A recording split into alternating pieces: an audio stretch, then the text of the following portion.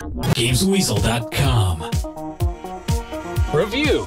Despite them getting more and more silly, I like the Saw movies. For me, they provide some truly gruesome contraptions mixed with some clever twists. Now, we all know that movie licenses are rarely much fun, but does Saw tip the balance? You play the game as a very unlucky character called Detective Tapp. You wake up in a mental asylum and unfortunately, nice Mr. Jigsaw has sewn a key inside you which all the inmates need in order to leave his little house of horror. Also, 6 of your associates have also been captured and each one faces a truly horrible death. Nice. You begin the game with a contraption on your head, so you then quickly have to input the right buttons and twirl the analog sticks until you escape. Similarly, at the end of each chapter, you also have to solve more puzzles to help your friends. Now, these moments really do work. Trying to complete a puzzle whilst your friend is screaming and time is running out really gives you a sense of panic, and has you making silly mistakes. So in this aspect, in terms of recreating the panic of the movies, it's thumbs up. What's less attractive is the look of the game itself. It looks like a PS2 game. The textures are all dark and dingy as you'd expect, but animations are terrible and people look like mannequins. The voice acting, however, is rather good, complete with the actual voice of Jigsaw asking you to